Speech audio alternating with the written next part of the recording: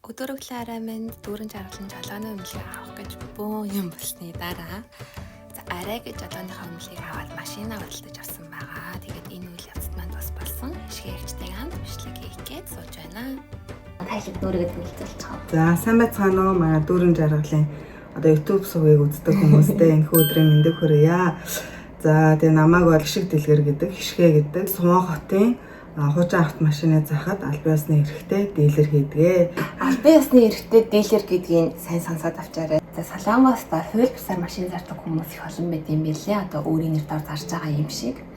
За тэгээд Хишгээгч маань болохоор CarPoint гэдэг компани нэрийн дор дилер хийдэг байгаа тийм. Та талаараа жоох ярьж байгаа. Солонгост бол энэ хуучин автомашин хууль ёсны дагуу борлуулдаг овчей буюу байгууллагууд байдаг. Хизээч нөгөө хувь хүний гар дээрээс бол ингэж бизнес бол явагддаггүй, ажил явагддаггүй. Тэгэхээр тухайн одоо байгууллагын нэрэн доор маш олон дилерүүд албан ёсны эрхээ аваад үйл ажиллагаагаа явуулдаг байгаа. Тэгэхээр миний хувьд бол энэ компанид албан ёсны эрхтэй дилерээр ажиллаад хажуугаар нь Монгол руугаа бас өөрийнхөө энэ Chance Trade гэсэн одоо хувийн экспортын компани байгуулад Монгол болон бусад орн руу бол машин экспортлдог. Ийм хоёр одоо субъектээр ажилладаг гэсэн үг ээ. Та тэгвэл энэ ажлыг хийгээд ер нь машин сонирхоод гэх юм уу? Хэдэн жил болж байна вэ? За энийг ярих юм бол айгүй нүг түүх шиг юм болно. Өвөөгөөс эхлэлтэйгээр ер нь манай гэр бүл одоо техникч одоо тийм хүмүүс байдаг. Манай одоо жишээ нь нагаз хоёр ах, манай ээж, аав хоёр бол Монголдо Япон машины change гэж хэлдэг шүү дээ. Манай монголчууд. Тийм change-ийг бол одоо айгүй олон жил хийсэн. Тэчгүй хүмжинтэй нэг юу үзэж харж өснө. Тэрүүгээрээ яг ингээ явдаг юм байна. Жүжигчний хүү жүжигчин болдог гэдэг шиг хүүхэд наснаасаа л эхлээл машинтай ерөөсөө холбоотой байсан. Тэгвэл бүрэл итгэмээр юм байна. Би бас одоо танд хамт явж байгаа машин авсан шүү дээ тийм. Машин үзээ явж байхад би бол угаасаа хараал яж байгаа байхгүй. За ямартайч гоё өнгөтэй юм байна даа л гэж бодож байгаа юм чинь. Тэмээс ингээд манай ишгээгч ингээл дэвүр дагуур дараад хамгийн би үзээлээ. Надад нэг тийм санаа зовох шаардлага байгаа юм уу таныг харчаал за би ч юу нэ мэддэггүй нь үзэж ин та гэсэн бодол төрж исэн байхгүй юу. Тэгэхээр найз залуугаас илүү би ишгээгч итгэжсэн байгаа. Манай нөхөр бас уусаад одоо бүр машин сонирхолтой явж ажиллана. Печа буюу машин задаргаан дээр ажилд ороод тэг ингээ хоёулаа ерөөсөө л яг адилхан юм сонирхол, адилхан юм дагаж явсаар агаал одоо энийгээ бүр өөрсдөө яг юм сүчүр овчей буюу экспортын компани, хувийн компани нээгээд ингээ үйл ажиллагаагаа удлан илүү гоё өргөжүүлэхээр ингэж бол төлөвлөгөөтэйгээр л ажиллаж байгаа. Би ч юм бол энэ ажлыг мэдээж бас тэгээс эхэлсэн шүү дээ. Тодорхой хэмжээнд бүр суралцсан өөрөө одоо ер нь бол үнэмлэхтэй өдөр болгон ер нь бол суралцж байгаа. Мэдээж одоо над дээр маш олон үйлчлүүлэгч ирж байгаа. Тэр үйлчлүүлэгч ч гэсэн ингээл чи өөрөө харсан шүү дээ. Ингээл хамт явж байхдаа ингээл ярилцаал яг хамт өөрөө би машин авах гэж байгаа юм шиг явдаг. Тэгэхээр үйлчлүүлэгчээсээ ч маш их юм сурдаг. Маш их юм надад бас зааж өгдөг. Миний мэдгүй юм бас зөндөө байгаа. Тэр утгаараа би бас ер нь бол одоо туршлага ингээл нэмээл. Манай монголчууд бол бүрсаар биш юмэг амар юм харилцан ойлголцож, ярилцаж ингэж хийх дуртай, үзэж яг ингээ өөрөө хараад бусад орны үйлчлүүлэгчид бол ерөөсөө ирлээ нэг тэрийг ингэж нөгөө нэг юм одоо юу хийндэ нэг тийм шинжиж үзэх гэдэг үг. Шинжиж үзэх нь үзнэ. Гэхдээ нэг тэр хандлага нь арай өөр. Тийм. Монгол хүн гадны хүн хоёрын хандлага нь шал өөр гэдэг. Манай монголчууд тэгээд аливаа машин техникээ бол бүр ингэж гоё гангараа болгож илүү гоё цэвэрхэн гоё авч ундаг. Гадны орныхан бол тийм шүү зүгээр л нэг хэрэглээ. Нэг мотор хороопны тосыг одоо нэг тодорхой хэмжээнд хийж ивэл болоо. Тэгэл болоо. Тэгэл унаад явдаг нь үнэн. Тэгэл болоо гэсэн. Тийм. Надад бас нэг санагддаг шүү дээ. Нэг юм монголчууд практик дээр үндэслэж илийн мэд юм шиг тийм нэг гараар хийж үзэж харж байж үзэж гадаад хүмүүс болохоор нэг юм цаасан дээр бичсэн тоо илүү хард юм санагдаад байдаг.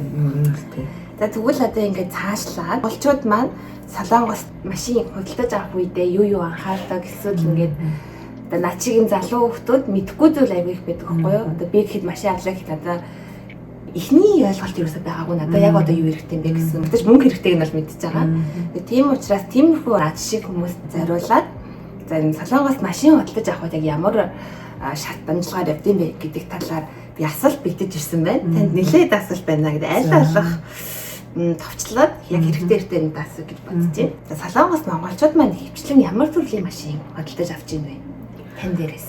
За ер нь бол шүү дээ те гэр бүлийн голцоо машин их гардаг. Яг л нэг гэр бүлээрээ ам бол олуулан амьдарч байгаа хүмүүс айгүй их байдаг учраас надаас бол хамгийн их гарсан машин бол Sorento. Миний хамгийн анхны одоо борлуулалт хийсэн машин өөрөө Sorento байсан. Дөнгөж одоо энэ ажлаа эхлүүлж байхад нэг юм хаалттай Facebook групптэй байсан байхгүй. Сүүлд бол энэ нөгөө экспортын компани нээснээс хойш одоо пэйж ажиллуулж ингэж контент хэлбэрээр пэйж ажиллуулж эхэлж байгаа. Өмнө нь бол ерөөсөө тийм байгаагүй. Энд оруулчих байгаарай.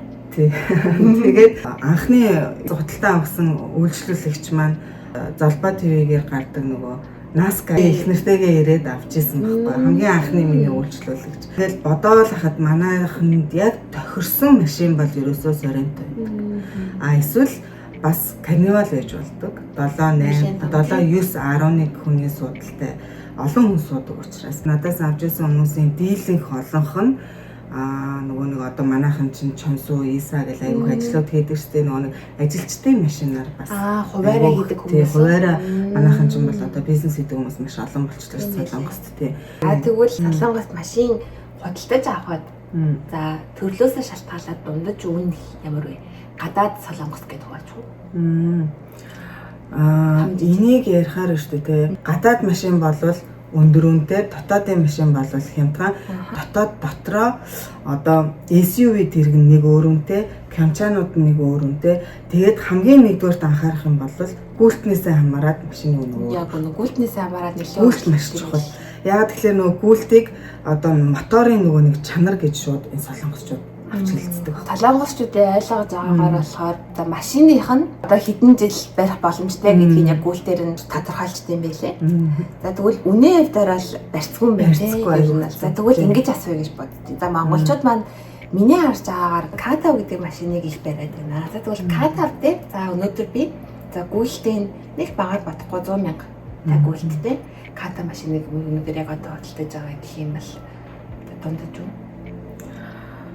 Он нь 16 он 16 он гэж бодоход ер нь бол одоо нэр шилжүүлэг одоо Medobi, Subaru бүх юм ороод бол нэг 10 сая won-с дээш л. K5 гэдэг машины хувьд л энэ хавцаа болох юм шүү гэд яг ойлголт өгье гэж бодохгүй юу. Дээр нь тэгээд энэ дээр опшн хэрвээ манайхан ч нөгөө нэг гоё луктэй машин айгүйх асуудаг байхгүй. Залуу хүмүүстэй шилэн дээвэртэй нэмэгдэх тусмаа машины бас үнэ лээ тий. Тэгээд тэр чинь нэгэн за 100,000 нэмэгдлээ гэхэд ингээл 5-6 болчихгоо 5-600,000 нэмэгдчихтэй юм байлээ. За тэгвэл монголчууд маань ихэвчлэн нэг дор төлбөр хийж гэнэ үү эсвэл хальбуу буюу одоо лизинг хийж гэнэ үү? За сүүлийн үед банк бусууд гадаад иргэдийн энэ визний одоо боломжн дээр тулгуурлаад хальбуу гэдэг юмыг бол маш гоё хөнгөлөлттэйгээр гаргадаг болгож өгсөн. Солонгост ер нь бол машин хальбуугаар буюу лизингээр авах нь давуу талтай. Монголтой харьцуулахад хүү багтаа тэг төрүүлээд хүүн багасч идэг.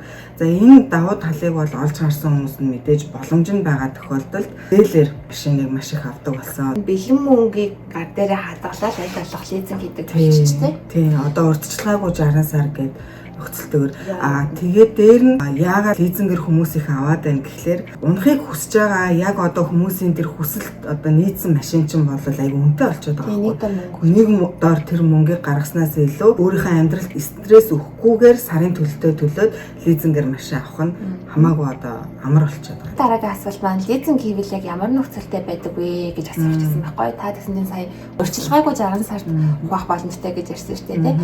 Тэгвэл жилийн хүүн за миний хувьд болохоор 9.9% гэсэн тийм.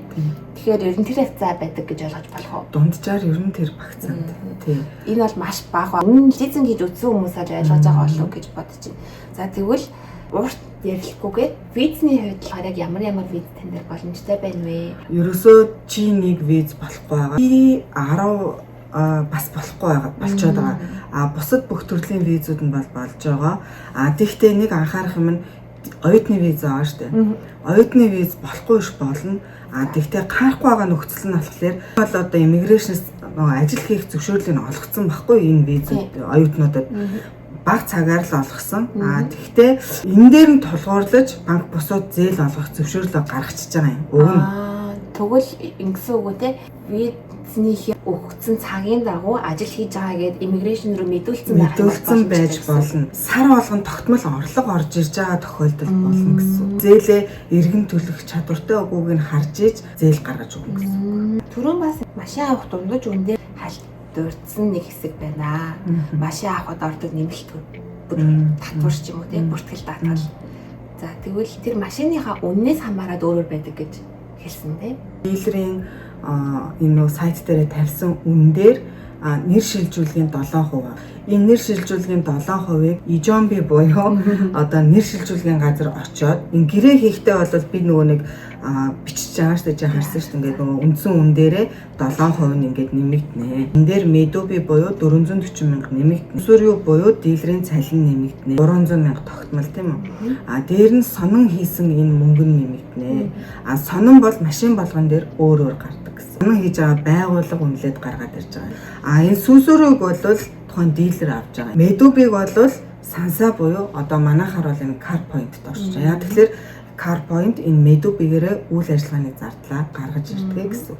7%-аас эн чинь энэ одоо нэг би ингээ материалаа бүрдүүлээд одоо энэ самужааны буюу офисынхаа ажилтнанд өгч чинь. Офисын ажилтнанд нэр шилжүүлгийн газар очоод тухайн үйлчлүүлэгч машин хоёрыг одоо мэдээллийн ингээ оруулангууд цаанаа бодож үзээд үнэлгээ гаргадаг байхгүй. Гайлын яг бүрдүүлэлт Монголд үнэлгээ гэж юм хийдэг шүү дээ. Яг тэрнтэй адилхан үнэлгээнд ороод зөрүү гарах юм бол тухайн худалдан авагчийн одоо нөгөө дансан дээр буцаалт нь орно. Одоо би нөгөө гэрэн дээр та хоёрын дансыг өгөөч гэдэг нөгөө дансыг чи аваадсэн ш. Тэр чинь одоо та хоёр ч гэсэн орон нэр шилжүүлээд орсны дараагаар тухайн одоо нөгөө нэг самжлын ажилт нь бүх юмыг бодоод өөрөө чинь данс руу хийнэ гэсэн. Зүрх мөнгө. Тэгвэл энэс цаашлаад сая ярьсных бүртгэл нэрээр шилжүүлэлтийн талаар асууя. За гадаад иргэн за тэр дундаа монгол хүн одоо өөрийн нэрээр машина бүртгүүлэхэд ямар бичиг баримт шаардлагатай байд юм бэ? Хаанаас авч байгаа гэдгээс шалтгаална. За алсын байгуул надаас авлаа гэх юм бол одоо хамгийн ихний ээлжинд бол гэрээ хийгдэн тийм үү. Энэ гэрээнд ямар материал бүрдүүлж өгөх вэ гэдэг юм яригдана. Энэ дээр болохоор хамгийн гол юм нь вэгүүхэн санширж юмсоо гэдэг юм хэрэг болно.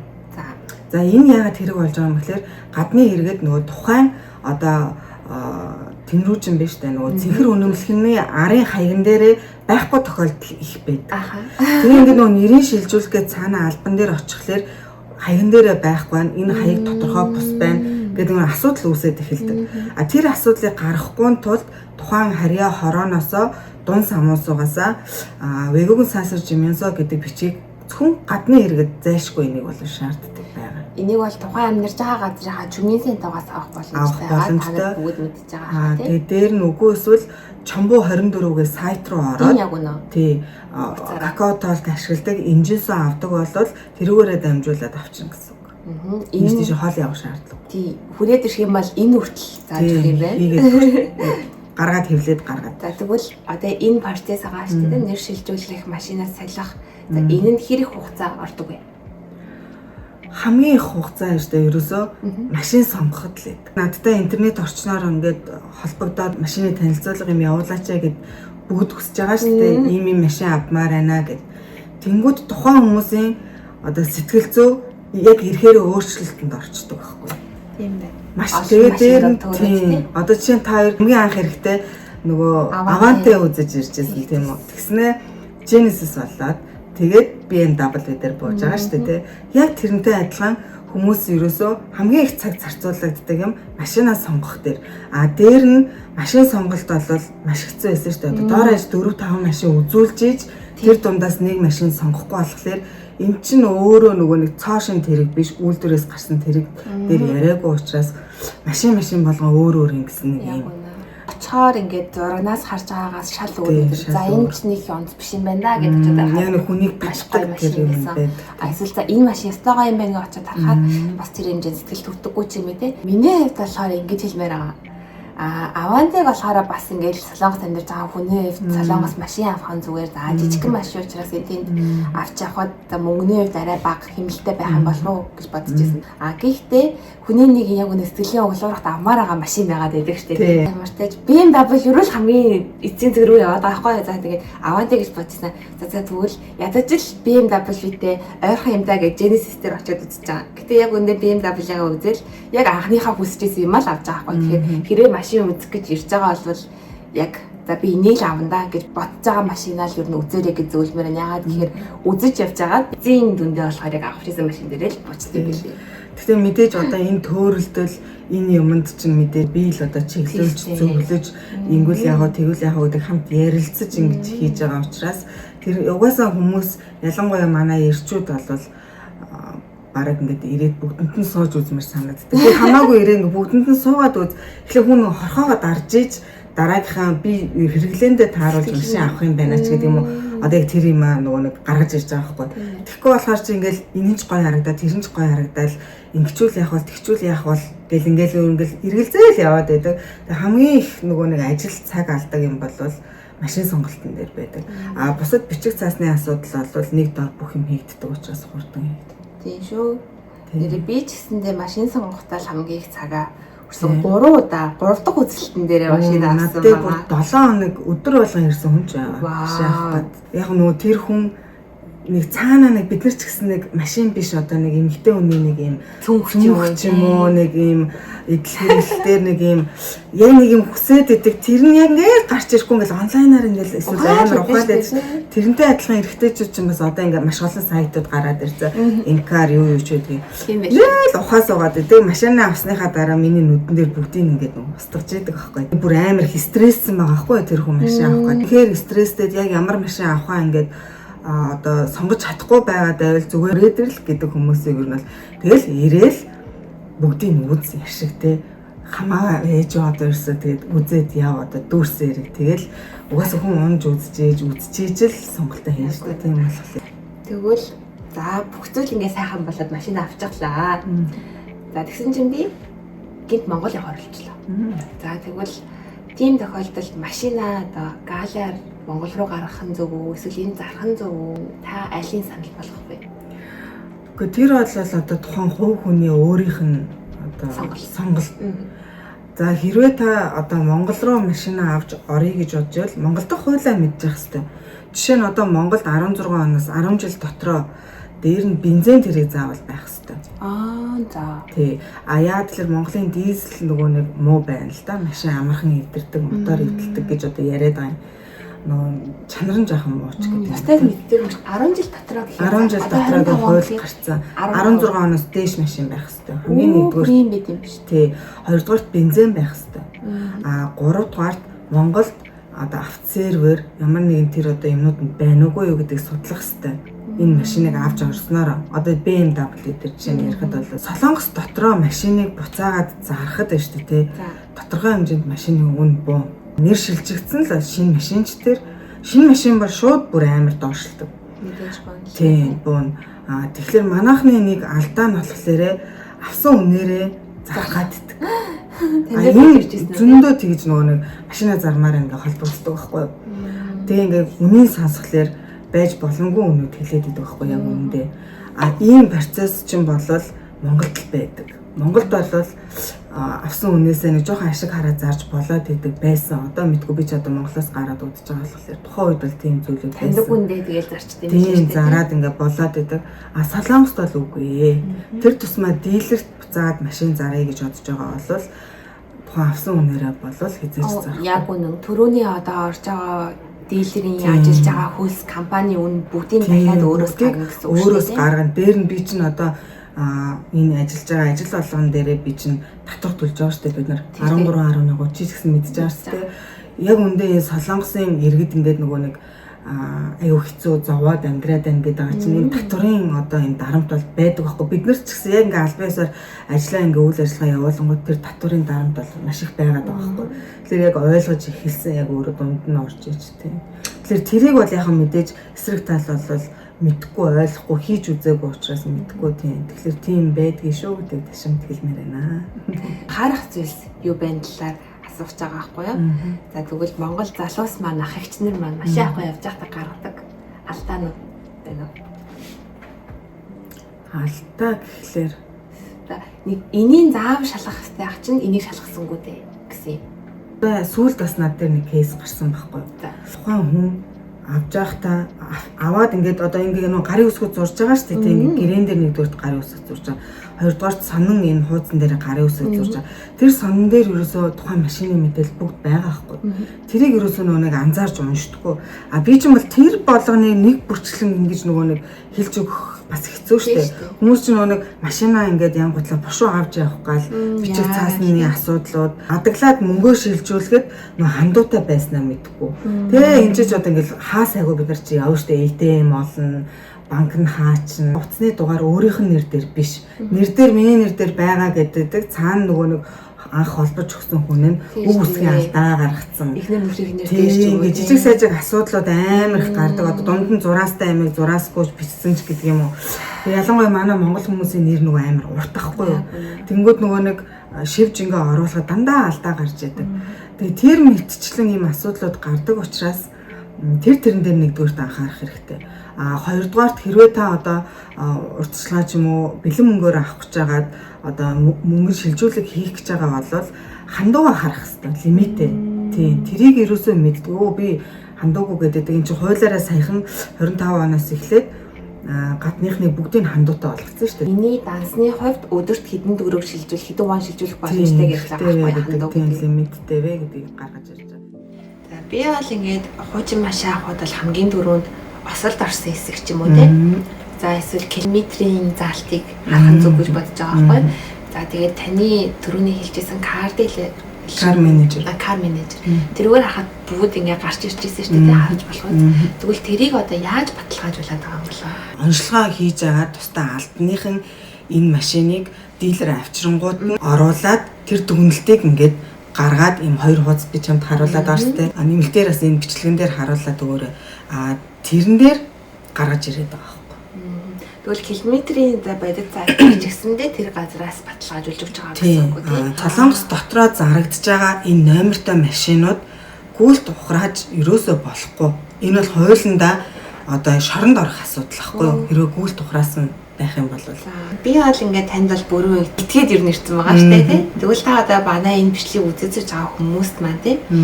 За та ингээд дилерийн баталгаа гэж ярих уу тийм. Тэр маань одоо хэр удаан хугацаанд хадгалагддаг тийм. Одоо би танаас машин авлаа гэж бодоход миний машин за муугаар бодоод сарын дараа эвдэрчлээ гэж бодъё. Би тань дээр ирүүл яах вэ? Нэгдүгээрт бол тухайн бүх автомашинууд 1 сарын 20,000 км-ийн баталгаатайгаар бол баталгааны хуудастайгаар гардаг. Миний зүгээс бол одоо надтай ингээд машин авсан хүмүүс нь бүгд л ингээд холбоотой байж байгаа. За адаглал машина зармаар байна. Явж байгаа юм ослол гаргачлаа яах вэ? Даатглаа яаж дуудах вэ? Би юу гэж хэлэх ёстой вэ? Гэх жишээний зөвлөгөөнүүдийг бол бүгд авдаг. За бүр үнэхээр одоо техникийн одоо асуудал ч юм уу ямар нэгэн асуудал гарсан бол бид нар ч одоо бүгд нөгөө хамтарч одоо ажиллаж штэ засварын газруудтай. Тий. Засварын газар дээрээ за яг оншин юу юм, ямар сэлбэг хэрэгтэй юм, юу болох юм гэдэг уулзалт юмнуудыг хийгээд шууд одоо юу гэдгийг ингээл энэ машин чинь ингээд эвдэрчлээ гэдэг одоо дайралт хийх хүмүүс байна. Эвтэхнэр ингээд ер нь бол нэг тийм айхтар дайралт орж ирэхгүй л дээ. Яах вэ гэд ингээд ороод ирсэн тохиолдол мэдээж туслах хэмжээгээрээ би бол тусалж чадна. Хуулийн дагуу гэх юм уу те? Одоо би дилерээс юу хүсэх боломжтой вэ? Машин маань эвдэрчүүл. Эн чинь тодорхой нөгөө үзлэг онцлогоондоо орцсон машин тийм үү? Чи тэрийг хүлээн зөвшөөрөөд гарын үсгээ зураад машина авцсан.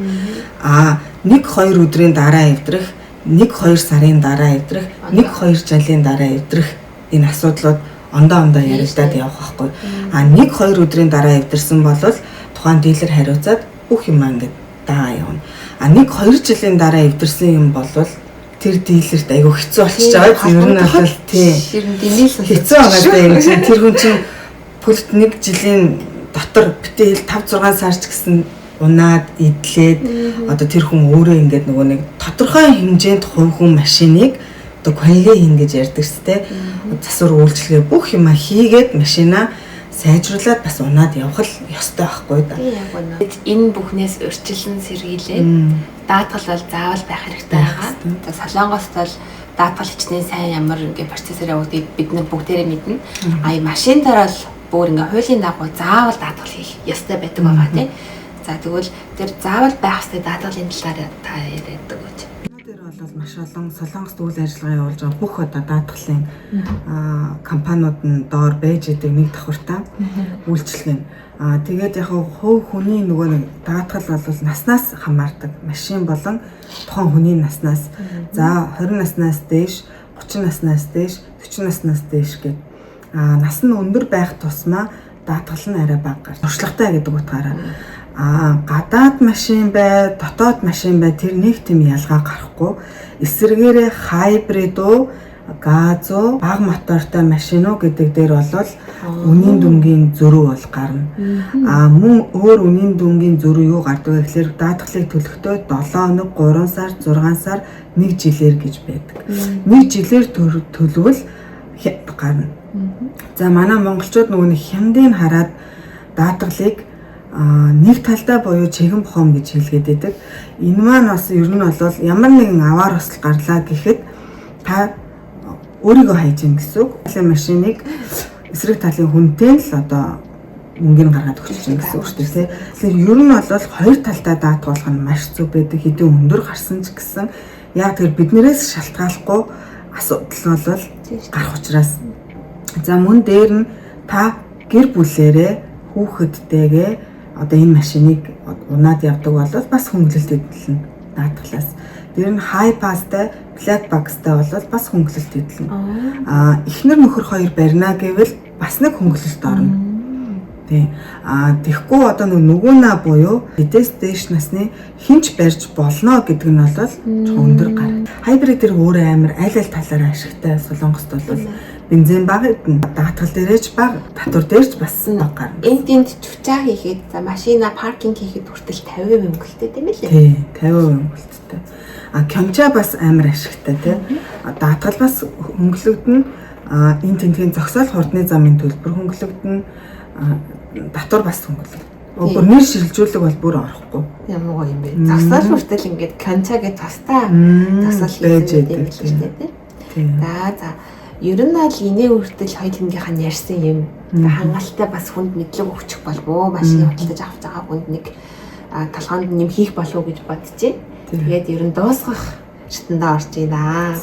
Тэгээд дуусгахтаа болохоор жоохон таны талаар жоохон ярилцъя гэж бодлоо. За жишээлбэл эхний асуулт маань болохоор таны хувьд одоо харьцаад хүндрэлөө байдаг үйлчлэгч гэвэл та ямар хүнийг хэлэх вэ?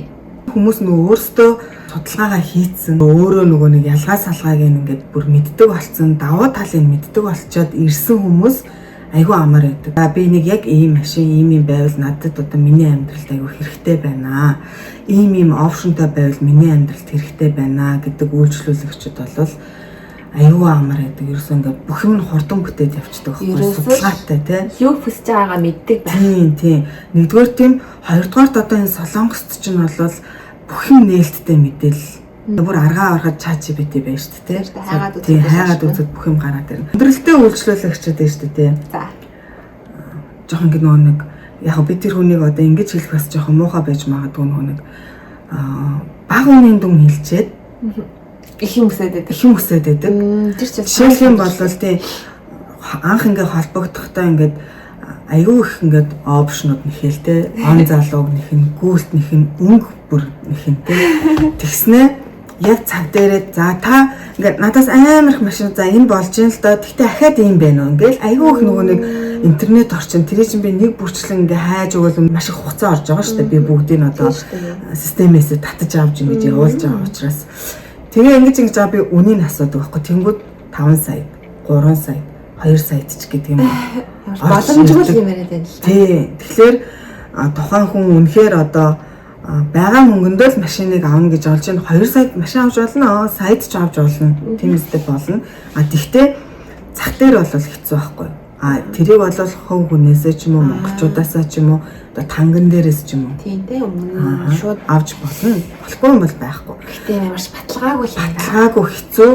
Гол нь нэг доороос олон төрлийн машиныг та үзэж хараад сонголт хийх боломжгүй л гэсэн. Ялгаан тэр хоёрдугаар сүүлийн үед танган болол ловер маш их болсон. Ялангуяа машинаар маш их ловердж байгаа. Энэ дээрээс хувь хүнээс машин авч байгаа бол маш сайн судалж авах хэрэгтэй. Төрүүлж хизээж мөнгө хийж болохгүй.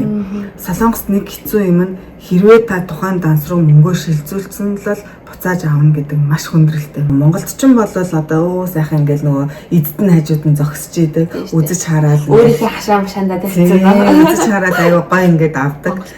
Дээр нь манай монголчууд ч юм бол ашгаа хангалттай одоо харчж байгаа хууль гэдэг одоо энэ бүх зохицуулсан хууль яг удахгүй одоо ийм бас хуультай болох байх. Яг л ийм хуульгүй Солонгосоос хуульгүй байсан байгаа байхгүй. Ерөөсөө энэ 20 жилийн өмнөх асуудал.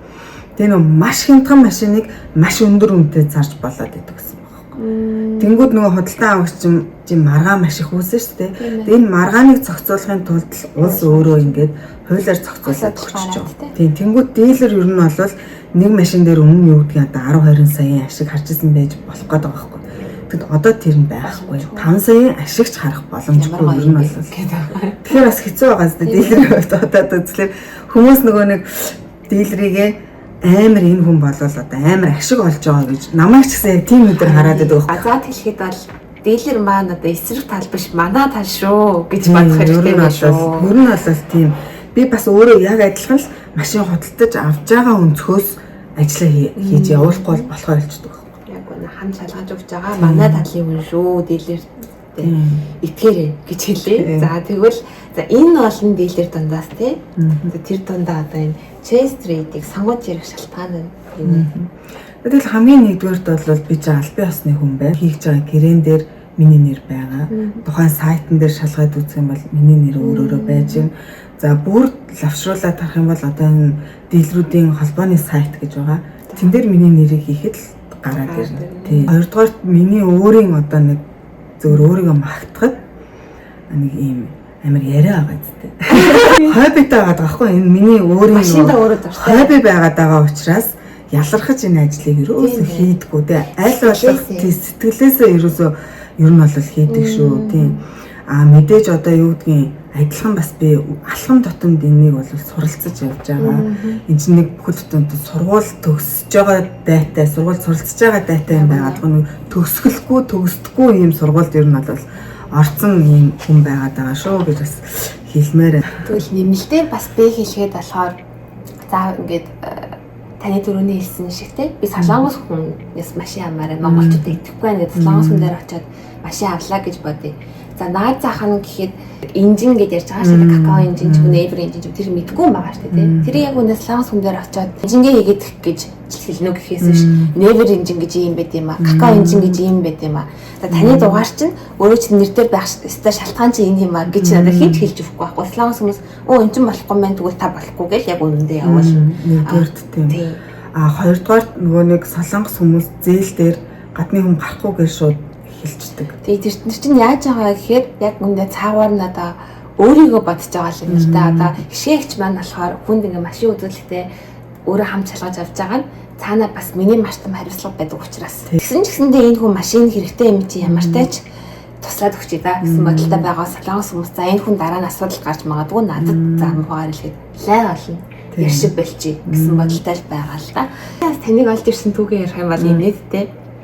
Одоо маав найзлал түрүүний ярьсан эрэгтэй хүмүүс шиг чинь утсан дээр ингээд машин хараад өвдөлтөй болсон байсан.